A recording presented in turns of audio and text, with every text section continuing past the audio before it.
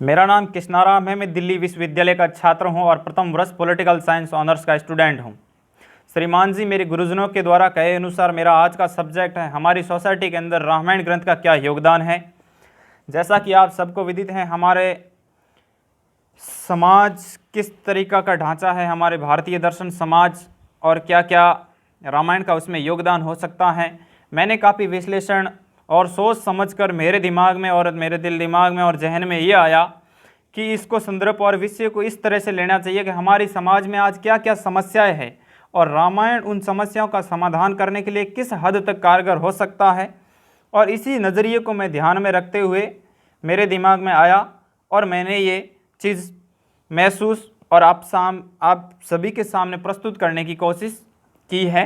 तो मैं आशा करता हूँ, आई होप कि आप मेरा सब्जेक्ट समझेंगे और मेरे फैक्ट्स और तथ्यों को समझते हुए गंभीरता से लेने की कोशिश करेंगे। मेरे सभी व्यूवर्स और मेरे साथियों में यही कहना चाहता हूँ कि आज भारत बहुत सारी समस्याओं से जूझ रहा है, जैसा कि निर्भया बलात्कार और माल्या जैसे भगोड़े इस देश के अंदर उत्पन्न हो चुके हैं। क्या भारत जैसे दर्शन के अंदर ये चीज़ स्वाभाविक है? कतई नहीं। क्यों नहीं हो सकती? नहीं हो सकती, कभी नहीं हो सकती, क्योंकि हमारे भारत तो वो देश हैं जहाँ पर रामायण काल के अंदर लोग घरों के दरवाजे खुले रखते थे, लॉक नहीं लगाया करते थे, और उस बीच में कोई भी किसी के घर आना जाना होता था, लेकिन इतनी पवित्रता और इतनी साफ सफाई दिलों के लोग थे कि कभी किसी चोरी की दृष्टि से तो क्या, बल्कि कभी भ्रम की दृष्टि से भी किसी चीज़ को हाथ तक नहीं लगाते थे, और जो चीज़ चाहिए थी वो बिना मांग के भी बेहिचक भाईचारे के संबंध के तौर पर लेके जा सकते थे आराम से, कोई दिक्कत नहीं थी। हमारे भारतीय दर्शन में वो सभ्यता थी और आज हमारे सामने ये है। क्या ऐसा नहीं हो सकता है? कभी भारतीय उस दर्शन को अगर आज लागू किया जाए तो इस समस्या से निदान पाया जा सकता है। दूसरी बात है पतिव्रता। जैसा कि आज के परिवार टूटते जा रहे हैं, आप सभी को विदित है कि थोड़ा सा अगर स्त्री को मनमानी चीज़ न दी जाए तो वो तलाक मांगने शुरू कर देती हैं। क्या ये हमारे भारतीय दर्शन कहता है? भारतीय दर्शन ये कहता है कि जब 14 वर्ष का राम को वनवास हुआ करता था तो जो महलों में और सोने में रहने वाली महारानी सीता माता एक कांटों के ताज पर चलने के लिए तैयार हो गई अपने पतिव्रत धर्म के कारण।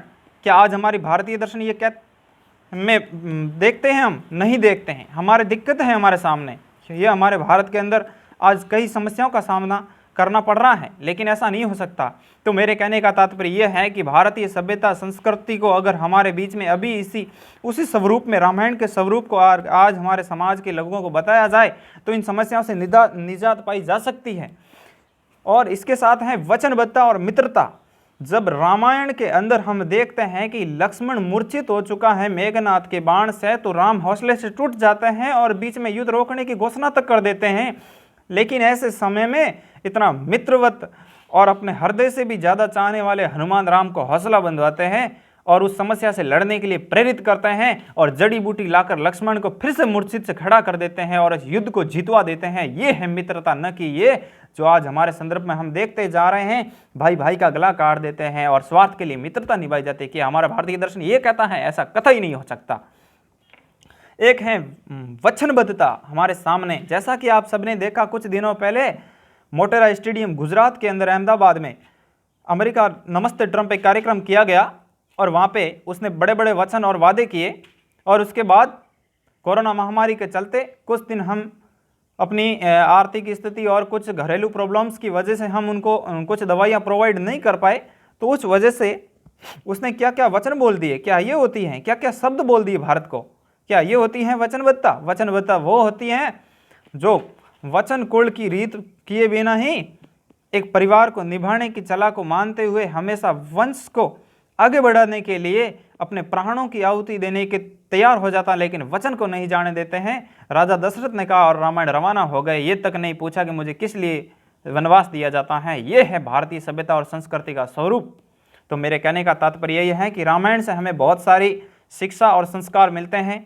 मेरे पास टाइम नहीं है, लेकिन इसके साथ बहुत कुछ कह सकता हूँ, लेकिन मैं क्षमा चाहूँगा। सकारात्मक रूप से यही अंत में मैं वाणी को विराम देता हूँ कि आदर्श महापुरुष और हमारी समाज के अंदर एक बहुत निश्चित और हमारे युवाओं को सही मार्गदर्शन देने और भारत को फिर से विश्व गुरु बनाने की नज़रिए से अगर देख रहे हैं तो महाभारत जैसे विशाल ग्रंथ को आज हर युवा के जहन में उतारना चाहिए, तब जाके ये बलात्कार को जैसी समस्याओं को ख़त्म किया जा सकता है और हमारे समाज के अंदर भाईचारा और प्रेम और आपसी समन्वय और मिलीजुली व्यवस्था और संयुक्त परिवार आज ही नहीं कई सालों तक बरकरार रह सकते हैं। और वर्ल्ड इसका लोहा लेगा कि भारतीय सभ्यता और संस्कृति ये है जिसका वर्ल्ड में तभी नाम होगा विश्व गुरु, न कि ऐसे हम केवल भाषणबाजी से, बल्कि फैक्ट्स और तथ्यों पर हम चलेंगे तो हमें ज़रूर सफलता मिलेगी और उसे आदर्श और महापुरुष को हमारे बीच में रखने की आज ज़रूरत है।